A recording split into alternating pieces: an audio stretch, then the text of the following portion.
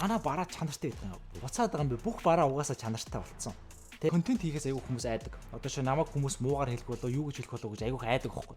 Тэнгүүд хин нэг нь таныг муугаар хэлэхээс илүү дахиад нэг муу зүйл байгаа нь юу гэхээр хинч таны тухай ярихгүй байх явдал байгаа. Та онлайнаар орлого олж чадахгүйгаа цорын ганц шалтгаан энэ байж магадгүй шүү.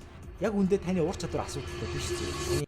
За яцхан гайс өнөөдрийн бичлэг бол ерөөсөө юу вэ гэхлээрээ би сүүлийн нэг хэдэн сар юм бэ. Дандаа ерөөхдөө онлайнаар орлого олж эхлэх гэж байгаа хүмүүстэй айгүйх ажиллаж үзэж байна. Тэгээд дээрэс нь яг дижитал бүтээгдэхүүн гаргах гэж байгаа хүмүүстэй маш хөвчлсөн байдлаар ажиллаж байна. Тэгээд дээрэс нь яг компани удирддаг хүмүүстэй айгүй ажиллаж байгаа. Тэгээд хүн нэг юмыг олон давтаад ирэхээр ерөнхийн нэг юм хар зураг нэг юм гарт ороод ирдэ шүү дээ, тийм. Би ажиллаж байхад ихэнх хүмүүсийн онлайн дээр ажиллаж чадахгүй байгаа. Эсвэл онлайнаар орлого олоход айгүй хэцүү байгаа. Эсвэл бизнесээ дижиталжуулахад айгүй хүндрэлтэй байгаадаа ерөөсөө нэг хоёрхон шалтгааныг би олж харсан. Энэ хоёр шалтгаантай аль нэгэн дээр нь лак хийгээд аль нэгийг нь мэдэхгүй эсвэл ашиглаж чадахгүй болохоор таны бизнес бүр амар сайн байгаа ч гэсэн ингээд үр дүнгүй ч юм уу те. Эсвэл ингээд та амар уур чадвартай ч гэсэн тэрнийг ингээд орлого болгож чадахгүй байгаад байгаа нь ерөөсөө нэг энэ хоёрхан юм дээрээс би алдаа олж харсан. Тэгээ тэрийг өнөөдөр ихэд тайлбарлах гэж байгаа. Тэгээ шууд олон юм ярилцгаа орё те. Ерөөсөө бидний эхний ойлгох ёстой зүйл юу вэ гэхээр сошиал медиа дээрх бизнесүүд, брэндүүд ерөөсөө бүгдээрээ борлуулалт болон маркетингийн бизнес болсон.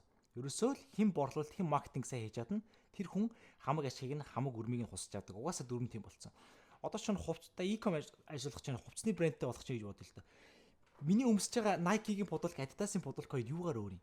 Яг адилхан материал шүү дээ. Зүгээр лого тухайн брендийн ардлын identity нөр. Эсвэл ямарваа нэгэн фитнес нөгөө фитнесээс юугаар өөр юм? Зүгээр л адилхан төхөөрөмжтэй. Дотор нь адилхан коуч байгаа. Эсвэл хин нэгний фитнес коучийн мэдээлэл нөгөө нэг коучийн мэдээлэлээс юугаар өөр юм? Яг адилхан мэдээлэл зарж байгаа ш тэр хүмүүс. Гэхдээ юу юм? Тухайн хүний өөрийгөө яаж харагдуулж байгаа, яаж презент хийж байгаа тэр брэнд гэдэг юмнасаа тэр хүн дээш доош бол явчихж байгааз. Тэгэхээр аягүй чухал өнцөг гараад ирж байгаа. Юу гэхээр бид нар нэг аягүй ойлгох ёстой зүйл нь ихэнх хүмүүстэй ажиллаж байхад контент хийхээс аягүй хүмүүс айдаг. Одоо чи намайг хүмүүс муугаар хэлэх болоо юу гэж хэлэх болоо гэж аягүй айдаг байхгүй. Тэнгүүд хин нэг нь таныг муугаар хэлэхээс илүү дахиад нэг муу зүйл байгаа нь юу гэхээр хинч таны тухай ярихгүй байх явдал байгаа. Энийг тэмдэглээд аваарай guys. Хин нэг нь та контент хийх гэсэн чинь хин нэг нь намайг муулах болов хин нэг нь талаар муу ярих болов гэж бодож байгаа бол тэрнээс чи нэг муу зүйл юу байгаа гэхээр таны талаар хинч ярихгүй байх, таны контент талаар хинч ярихгүй байх, таны бизнесийг хинч мэдэхгүй байх явдал. Ерөөсөө л тэр guys. Би аюу сонирхолтой түүх ярьж өгье л доо. Юу вэ гэхээр нэг дээр үед 1800 онд юм уу да нэг циркийн захирал нэг юм Turner гэдэг ахгүй байсан байхгүй. Тэгээ ахгүй одоо манайхаар бол одоо маркетингийн нэг маркетингийн дарга нэг ажилчнаа хотын төрөөнийг зараалж явуулсан байгаа. Тэгээ зараалж явсан чинь ингээ тэр ажилт нь ингээ хотын төврөө ингээ явжсэн чинь хүн болгон тэр хүн рүү ингээ хараад байсан байхгүй. Хараа шивэр авирыг айлгч хүч. Шивэр авир хийгээдсэн гэж байхгүй. Тэгэл үүд чинь гайхаалс амар бүр гайхаадсан гэж байхгүй. Тэгсэн чинь яасан гэсэн чинь манай хотод амар бүр цуутай цуврал алуурч ирсэн байна. Болгоомжтой байгаарай. Тэр цуврал алуурч юусэн юм хав хараг гонжтой дандаа явдаг шүү гэдэг тийм цуу яриа тэр хотоор тарахад тэгсэн чинь бань хүн хав хараг гонжтой явжсэн гэж байгаа байхгүй. Нөгөө залуу маань сандраад яана гэд буцаад дарга дээр очисон чинь дарга Turner гэдэг ах хүн тийм яриаг албаар тархсан баахгүй. Тэг хүн болгон тэр алуурчныг дагаж явсаар хагаад ирсэн газар буюу цирк рүү ороод тэгээ тэр өдөр цирк дээр 1000 гаруй хүн гээд үйлчлээд бүр юм воочер үүссэн тийм тохиол гарсан гэж байгаа байхгүй. Тэгээ мань хүн тэрийг ойлгоод ааха ингэж маркетинг явдсан биш үү? Ингэж хүмүүс одоо орлого олдсон биш үү гэдгийг ойлгоод яг нэг тиймэрхүү аргаар айгүй олон тийм орлогож явуулж гисэн гэж байгаа байхгүй. Тэгээ энэ маань юу гэсэн үг вэ гэхээр ерөөсөө сайн болон муу анхаарал авах арга гэж байдаггүй. Ерөөсөө анхаарал авах гэж арга байгаа. Юу гэсэн үг вэ гэхээр та ямар нэгэн байдлаар хувь хүн дээр эсвэл бизнес дээр эсвэл ямар нэгэн зүйл дээр анхаарлыг буюу хүмүүсийн анхаарлыг татаж авч чадахгүй болвол тэгэд ямар ч боломж байхгүй болчих жоох байхгүй. Ерөөсөө тэр ихний дүрм гэсэн үг. Муу анхаарал, сайн анхаарал гэж байхгүй guys. Ерөөсөө анхаарал авна л гэдэг юм байна. Одоо бид нар дэлхийн топ креатор들 харах юм бол өөрсдийнх нь талаар ямар нэг юм мим болчихосоо гэж бүр залбирдаг. Өөрийнх нь талаар нэг юм мим болох юм бол тэрийг өөрсдийнх нь багаар өөрөө бүрдүүлүүлж өөрөө ингэж яригддаг. Ягаад тэгэхээр хүмүүсийн perception буюу хүнийний харах өнцөг өөрчлөгддөг байхгүй. Хамгийн гол нь юу гэхээр бидний сошиал медиа дээр байгаа бүх контент бүтээж байгаа бүх брэндүүдийн номер 1 дүрм юу гэхээр та нэг сонсч ирсэн би багтаа сонсоогүй магадгүй. Энэ ерөөсөө юутай болох биш. Гой сайхан харагдахтай биш. Ерөөсөө эхний ээлжинд хүмүүст харагдах нь аягүй чухал байхгүй. Хүмүүст харагдах, үзэгдэх гэдэг юм аягүй чухал болсон. Яг тэгэхээр хин нэг нь таныг үзээ ядж болъё. Хоёр дахь удаага магадгүй яригч нь сонсъё. Гурав дахь дээр бас дайггүй ярьдаг нөхөр юм уу те. 4 5 гэж сүлдээ таны фэн болох магадaltaй байдаг гэж. Хүний perception өөрчлөгддөг guys. Тэгэхээр тэрийг аягүй бид нар ойлгох хэрэгтэй болчих жоо. Тэгээ одоо чинь teamч болохоор том одоо creator-ууд хүмүүс өөрсдийнхөө талаар албаар заавал тийм controversial буюу хүмүүсийн дургуг сэтгэл хөдлөлийг өдөөх тэр зүйлүүдийг гаргаж ирж тэрэн дээрээсээ тэр хүмүүс бизнестэй санал болгох зүйлтэй учраас борлуулалт хийгээд байгаа байхгүй. Тэрийг бид нар одоо та ямар нэгэн байдлаар ойлгохгүй бол ямар нэгэн байдлаар анхаарал авч сурахгүй бол эсвэл контент хийж сурахгүй бол байн болчих жоох байхгүй. Тэр юусээс ийм л юм байна. Ерөөсөө танд хоёр дарга онлайн ертөнцийн сошиал медиа дээр та бизнес орлого олъё гэж байгаа бол танд ерөөсөө анхаарлыг авах хоёр дарга байна. Эхнийх нь юу гэхээр анхаарлыг худалдаж авах буюу та айд явуулах буюу сурталчилгаа явуулж анхаарлыг худалдаж авч байгаа. Эсвэл хин нэгнээр ажлыг төлөвлөж анхаарал худалдаж авч байгаа. Эсвэл өөрөө авч сурж байгаа. А хэрэв та өөрөө анхаарлыг органикээр авч чаддаг бол энэ бол амар том тань зардал, амар том хөшөөрөг болж чадж байгаа байхгүй. Тэнгүүд ийм тал юм уус байгаа. Би ингээд анхаарал авахтаа сайн биш, би ингээд гадагшаага юутай хүн биш те. Би эсвэл сайн ярьдаггүй, би ингээд камерын өмнө муу ярьдаг гэж бодож байгаа бол бас нэг айсаар нүц гарч байгаа. Анхаарал авна гэдэг нь та зүгээр ярихын нэр биш. Extrovert буюу гадагшаа байхын нэр биш шүү. Анхаарлыг ойлгоно гэдэг нь ерөөсөө ийм зөвлөгөө өгдөг юм билээ. Манай нэг таньдаг ахгүй байдیں۔ Өөрөө Instagram, social media ашигладаггүй. Гэхдээ нийтийн анхаарал хаана явж байгааг амар мэдэрдэг. Одоо энэ амар viral болно. Энэ амар тренд болно гэдэг. Тэднийг мэдэрч өөрийнхөө хаана бараагаа зарах уу, хаана мөнгө оруулах уу гэдэг амар шийддэг хүн байдаг байхгүй. Одоо чи бид нар ингээд хөрөнгөний зах зээл дээр те янз бүрийн coin дээр, янз бүрийн forex дээр ч гэдэг юм уу те. Тэн дээр арилжаа хийж байгаа хүмүүс ч адилхан штэ. Трамп ийм твит хийсэн байна. Энэ дэше өснө, энэ доошо буудна те. Дайн болчлоо, буучлаа, дайн хэлчлээ, энэ өснө, энэ багасна. Тэр яг тэр хүмүүсийн анхаарал дээшээ доошо хувцас нэгэн дээшээ доошо гэдэг хоруугийн бүх юм чи өөрөө тэр анхаарал дээрс тогтоод байгаа байхгүй. Тэгэхээр та тодорхой төвшөнд бид нар тодорхой төвшөнд тэр анхаарал гэдгийг ойлгож авахгүй бол айгүй өндөрлөлтөй болчихж байгаа байхгүй. Ерөнхийдөө бол. Тэгэд өөрөөс яаж ийм гэхээр би 7 сарын 1-ээс нэг хувьчилсан сургалт одоо коучинг эхэлж байгаа. Тэгэд энэс өмнөх яг коучинг ажиллаж исэн хүмүүстэй би амар хүмүүстэй ажиллаад анзаарсан юм нь ерөөсөө ихэнх цаг хугацаанд өгдөг үү гэхээр контент бүтээлтнэр өнгөрдөг. Хүмүүс контент бусад асуудал байхгүй зөв. Хүмүүс ч ерөөсөө тийм нэг юм амар юуны асуудал байхгүй. Одоо танд ч гэсэн ялгаагүй. Танд ч гэсэн ерөөсөө тийм ур чадварын асуудал та өөрөө суугуулахаар онлайн оруулж чадахгүй байгаа биш зөв. Зүгээр л та өөрт одоо байгаа зүйлээ хүмүүст хүргэж чадахгүй байгаа л гол асуудал байна. Таны дахиад сонсъё. Та онлайнаар орлого олж чадахгүй байгаа цорын ганц шалтгаан энэ байж магадгүй шүү. Яг үндэ таны ур чадвар асуудалтай биш зөв. Таны ингээд юу ч суух биш. Та зүгээр байгаа юмаа яаж хүмүүст хүргэж чадах вэ? Яаж хүмүүстээр тэр анхаарлыг татах вэ гэдэг зүйлийг л хийж чадахгүй байж магадгүй гэсэн. Right? Тэгэхээр тэрийг бид нар ерөөхдөө бол сурахгүй болвол хэцүү болчихно гэсэн. Тэгээ маш олон хүнээс асуусан хувьчилсан сургалт, коучинг, менторинг явж байгаа юу гэдэг. Тэгээд 7 сарын 1-ээс дижитал бүтээгдэхүүн гаргах сургалт ерөөхдөө л явж байгаа. Тэгээд ерөөхдөө би нэг сарда 3 хүнтэй л хамтарч ажилладаг. Тэгээ хоёр нь бол аль үжээ яг бүрдсэн байгаа. Тэгэхээр сүүлийн маш чанартай яг тэр дижитал бүтээгдэхүүн гаргахыг гэсэн үнэхээр зориулт гаргахыг гэсэн тэр хүнтэй хамтарч ажиллах боломжтой байгаа. Тэгээд та хэрвээ бүртгэл сургалтын мэдээ сонирхож байгаа бол миний Instagram хаяг руу 2-ын тоо бичээд мэдээлэл авах боломжтой. Тэгээд хэрвээ хоцорсон тохиолдолд дараагийн сургалт бол 8 сараас явагдах байх гэж найдаж байна. Тэгээд тэгээд таны имжлэг үзэж байгааг яасан байх нь мэдэхгүй. Гэхдээ та ямарч бичээд үзээрэй. Тэгээд бас байж магадгүй байхгүй ч магадгүй. За тэгээд бид рүү хэлээ орцгоё. За хоёрдугаар миний нэг анзаарсан аягүй чухал зүйлс. Тэр нь юу байсан бэ гэхээр яг өөрийгөө яаж харагдуулах юм, бизнесээ яаж харагдуулах юм, миний брендинг гэдэг зүйл ямар байх юм гэдэг бүр амар чухал. Энийг хүмүүс нэг брендинг гэхлээр хүмүүс юм том юм гэж боддог байхгүй. Ерөөсөө тийм биш.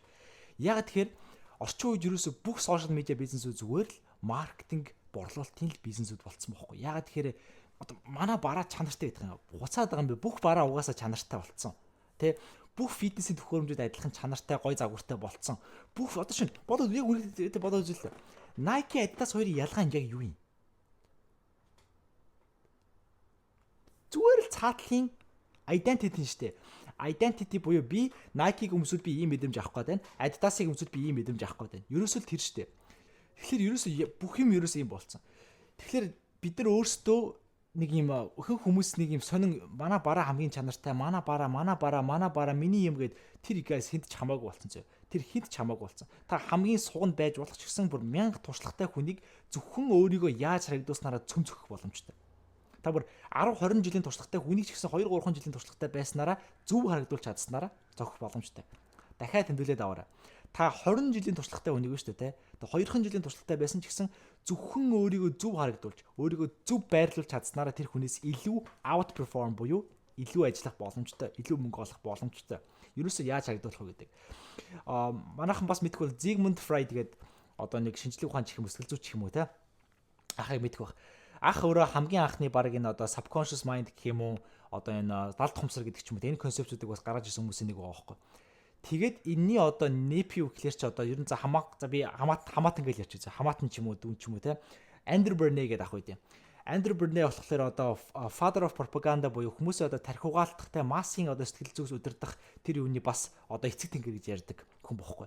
Хамгийн анх ерөөсөө эмэгтэй хүмүүсийг тамхинд оруулсан, хамгийн анх өглөөний цай breakfast гэдэг зүйл одоо өглөөний цай гэдэг ID-яг Америкчуудад танилцуулсан. Дэлхийн 2 дугаар дайны үед ерөөсөө дайнд явах нь яагаад эх орончийн гэдэг тэр санааг хүмүүсэнд тархиугаалж ашиглаж ирсэн гэж ерөөсөө массыг тэр сэтгэл хөдлөлт пропагандагаар удирддаг амар хүн бохгүй.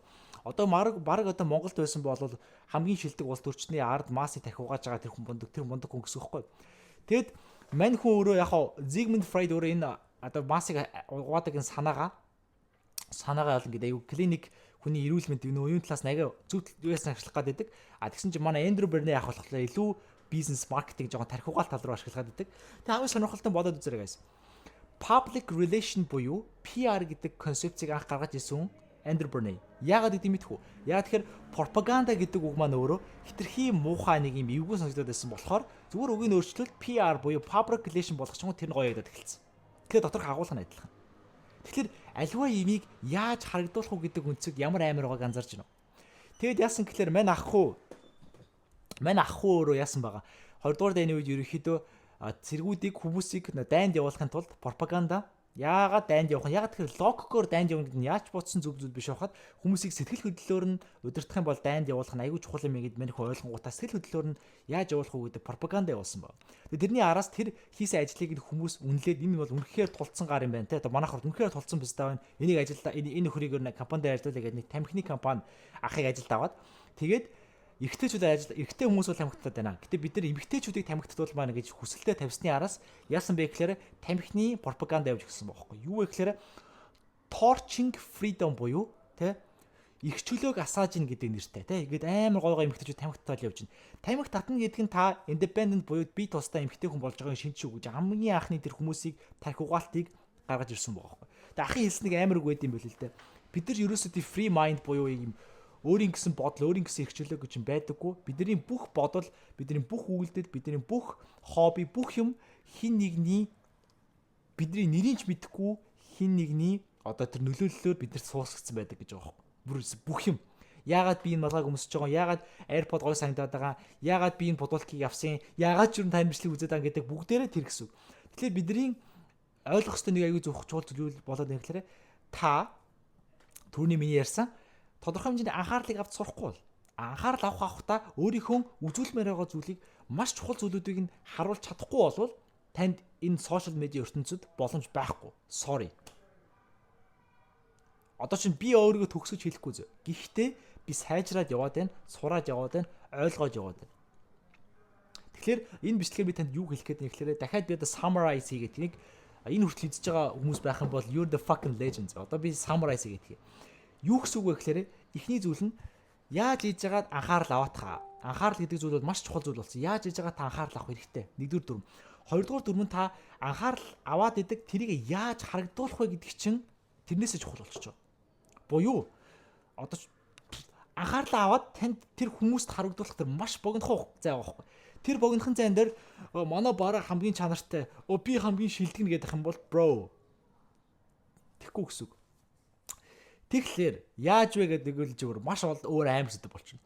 Тэгэхээр ерөнхийдөө л Andrew Bernay ахын ашигласан зүйлүү те Turner-ийн ахын ашигласан аргууд яаж хийж байгаа анхаарлыг авах нь байна. 1-р дүрм.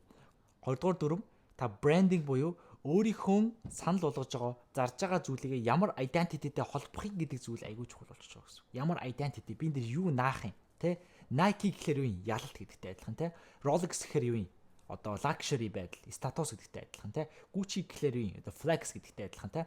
Гэх мэтчлэн та өөрийнхөө хувийн брэнд эсвэл зарж байгаа зүйлээ ямар identityтэй, ямар үгтэй, ямар vibe-тэй холбож яах юм бэ гэдэг амар чухал болчихж байгаа юм. Одоо жишээ нь хэрэв энэ бичлэгийг үзэж байгаа ямар нэгэн бизнестэй хүн байх юм бол энэ бүр амар чухал болчих. Та ямар нэгэн байдлаар хэрэв алаантай бизнес төр байгаа бол таны дараагийн төвшөнд гарах цорын ганц арга бол ерөөсөө хоёр л арга байна. Нэг бол бусад өсөлтөгч нароосоо бүр хитрх 2 3 дахин хийхэд ажиллах хэрэгтэй болно. Эсвэл зүгээр өөр хийх хэрэгтэй болдог байхгүй. Хүмүүс яадаг вэ гэхээр би ихнийгнээс илүү байх хэрэгтэй гэхдээ илүү их ажиллахыг сонгодог байхгүй. Гэтэ тэр амар надад цаг нэг шаардсан шүү дээ. Гэхдээ зүгээр л өөр байчих юм бол тэгэл болчих юм биш гэдгийг хүмүүс ойлгодог байхгүй. Right? За тийм байна да guys. Тэгээд ямар ч энэ хүртэл бичлэг үзсэнд баярлалаа. Тэгээд дахиад хэлье да. Дизайн бүтээгдэхүүн гаргах коучинг нэг хүний зай байгаа. Тэгээд тэнд бүртгүүлж болно. Хэрвээ арай илүү өөр сургалтууд сонирхож байгаа юм бол мөнгөгүй сургалтууд үзхийг хүсэж байгаа юм бол миний доор байгаа энэ лендинг пэйж руу ороод ерөөхдөө мэдээллүүдээ аваарай. Тэн дээр гэх юм бол үнэгүй видео хичээл, үнэгүй e-book бичсэн байгаа. Тэрийг ороод ямар ч анхаа шатны мэдээллүүдэд таавж болно. Яаж онлайнаар ажиллах тухай та. Тэгээд бүр илүү гүнзгий судлах юм бол би маш бараг нэг 20 цагийн хичээл ерөөхдөө бичсэн байгаа. Бичээд видео болгоо оруулсан байгаа. Тэгээд яа та ороод ерөөхдөө мэдээлэл авч болно. Тэгээд коучинг авах юм бол тийм байж болно. За тэгээд тийм байна. Тэгээд нүртэл үзсэн хүмүүстээ баярлалаа.